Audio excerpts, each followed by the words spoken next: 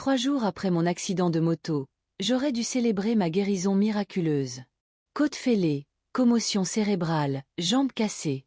Mais au lieu de cela, j'étais clouée dans un lit d'hôpital, feignant l'inconscience.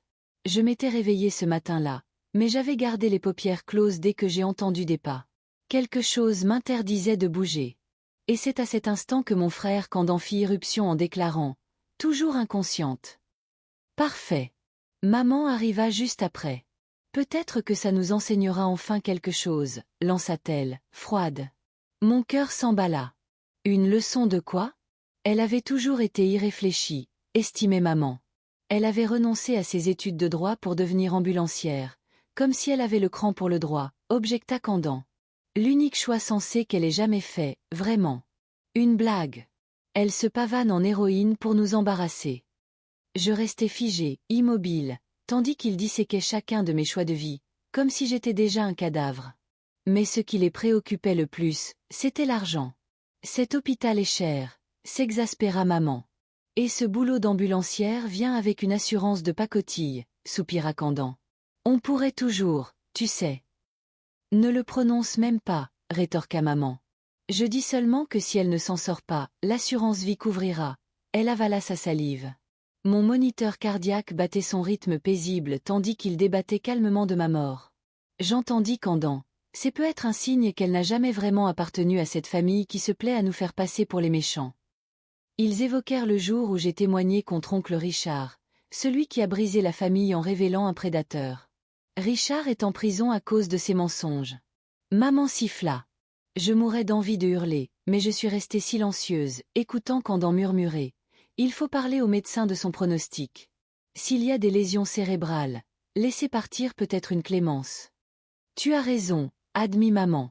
Elle reprendra son médiocre boulot, elle refera honte à tout le monde. Il parlait de moi comme si j'étais une horrible erreur, un poids dont des funérailles arrangeraient l'image de famille, un martyr à exploiter en campagne de bourse. Puis ils quittèrent la pièce, comme s'ils avaient déjà mis ma mort au programme. Cette nuit-là, je n'ai pas fermé l'œil. Je repassais chaque sourire factice, chaque mot hypocrite. Je pensais à mes 22 ans, le moment où j'ai enfin révélé à ma famille ce que Richard m'avait infligé pendant plus d'une décennie. Leur réponse? Accusation, doute, reproche. Tu es vraiment sûr de tes souvenirs? Avait demandé maman. Les enfants ne comprennent pas l'amour, avait déclaré papa. Même après que je leur ai montré mes journaux, ils m'ont traité de tragédienne. Jusqu'à ce qu'ils se fassent prendre avec Isa, ma cousine. Et pourtant, ils n'ont jamais accepté ma parole. Le lendemain, Bridget est venue me voir, accompagnée de son mari. Leur préoccupation? Mon appartement, mes affaires. Y a-t-il des objets de valeur? Croula Trevor. Bijoux, économie. Maman répondit, pas grand-chose. Son vélo était le seul bien ayant de la valeur, et il est irréparable. Mes investissements avaient-ils rapporté? Elle avait tout donné, refuge, associations animales, cause des sans-abri. Candan intervint. Ils se moquèrent de mes dons, qualifiant ma générosité de pathologie.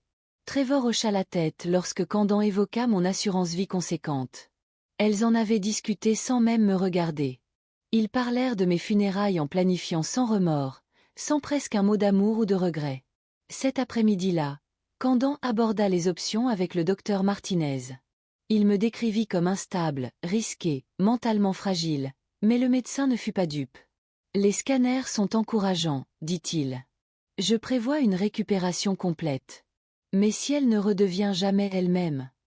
Elle a les mêmes droits qu'un patient adulte, répliqua froidement le médecin.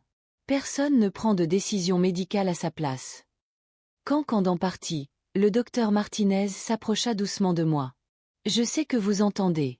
Personne ne décidera à votre place. Quand vous serez prête, ouvrez les yeux. Mon moniteur vibra, indiquant une accélération cardiaque. Il sourit, mais je n'étais pas encore en sécurité. D'autres membres de la famille arrivèrent dans les jours suivants. Tante Dolores et oncle Paul élaboraient une version où Richard était un saint incompris. Il essayait de l'aider, disait-elle. Elle était dérangée. Paul ajouta, « Peut-être vaut-il mieux qu'elle ne se réveille jamais. » 2 heures à réécrire notre histoire, travestir les années d'abus en actes malveillants de ma part. J'étais écœurée. Puis mon père se présenta. J'espérais, Mais il tomba dans le même ton. Ta mère pense qu'il est temps de t'abandonner. Peut-être a-t-elle raison. L'espoir meurtrit dans ma poitrine. Tu étais jalouse de Richard, m'accusa-t-il. Tu lui en voulais. Puis il lâcha. Si tu te réveilles, rien ne changera. Nous avons signé les papiers. Si ton état empire, nous laisserons mourir. C'est mieux pour tout le monde. Ils étaient prêts. Procuration, tutelle, arrangement juridique. Ils pensaient que j'étais à leur merci. Le docteur Martinez revint le lendemain matin. Une fois la porte close, il chuchota. Il faut qu'on parle. J'ouvris les yeux. Depuis combien de temps le savez-vous? Ma voix tremblante. Vos signes changent chaque fois qu'ils prononcent des horreurs. Vous récupérez bien, mais la pression est là. Ils ont déjà la procuration. Ils veulent ma mort? Ou juste pouvoir contrôler? Il y a encore des options. Mais si vous les laissez faire, ils choisiront, et ça pourrait être définitif. Alors j'ai parlé. De mon enfance avec Richard, des jeux qui dérivèrent en horreur, de l'aveuglement de ma mère. De mes journaux ignorés. De ma témoin sur Richard, et qu'ils m'ont fustigé, même après son arrestation. Le docteur Martinez écouta, crut, et proposa un plan fou mais nécessaire. Un arrêt cardiaque simulé, avec assistance respiratoire. Il débrancherait, il me déclarerait morte, mais tout serait documenté. Mon corps partirait en funérarium, contact FBI. Et je disparaîtrais. 3 jours plus tard, le plan fut lancé. Gonflement cérébral soudain, expliqua Martinez au téléphone à ma famille. Je fus placé sous respirateur, calme, immobile. Candan interrogea le pronostic, dégâts cérébraux possibles. Ils esquissèrent un soulagement à peine fin. Traitement agressif ou fin de vie? Demanda maman. Nous prenons la seconde option, tranchèrent-ils, sans hésiter. Dans la nuit, Martinez chuchota. Demain, je retire le tube respiratoire. Vous retenez 30 secondes. Vous serez déclarée morte. Ensuite, FBI, Morrison, agent Wolf. Au matin, la salle était bondée. Tante, oncle, cousin, tous en deuil simulé. Repose en paix, pleurait-il. Peut-être Richard pourra te pardonner, fit Paul. Candan fut le dernier. C'était ce qu'elle aurait voulu. Le docteur Martinez débranchant, il restait 30 secondes. Le silence s'apaise. Mort clinique, dictait-il. Les machines s'arrêtent. Ils sortent. 1 heure plus tard, Martinez vint. Ils sont partis. Vous pouvez respirer. Halètement, douleur, puis furtive réconciliation avec la vie. L'ambulance funéraire arriva. Mais pas pour l'enterrer. Je fus transféré au bureau de l'agent Patricia Wolf du FBI. Nous surveillons votre famille depuis le jour de votre hospitalisation, murmura-t-elle. Le programme de protection des témoins prit le relais. Nouvelle identité. Nouvelle vie. Pendant 6 mois, j'ai vécu dans un refuge au Colorado, collaborant avec les procureurs, témoignant contre eux chaque mot, chaque appel enregistré, chaque transaction financière de Candan, maman, Trevor, Bridget. Quand les arrestations ont eu lieu, les gros titres étaient sans appel. Une famille complote la mort de leur fille pour toucher l'assurance, survie et vengeance, la femme qui devait mourir pour échapper à la mort. Candan prit 18 ans, maman 15. Bridget, Trevor 5 à 10 selon leur degré d'implication. Richard resta en prison, sa remise en liberté encore repoussée. Le docteur Martinez, examiné, fut blanchi salué pour avoir protégé une patiente à risque. Sa démarche est devenue un modèle, aidant à repérer et protéger les victimes familiales.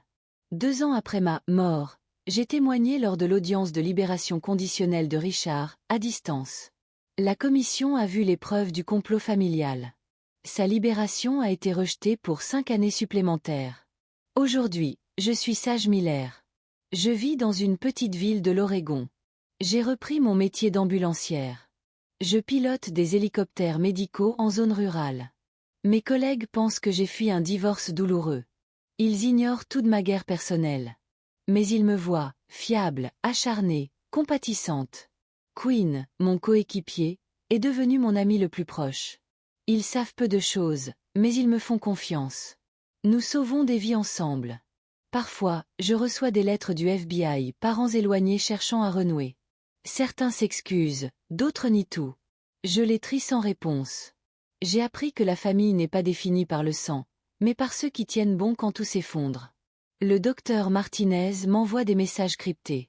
L'agent Wolf vient me voir quand elle peut. Elle comprend reconstruire à partir de ruines. L'an passé, nous avons secouru une adolescente dont la famille tentait de supprimer ses abus pour protéger leur réputation.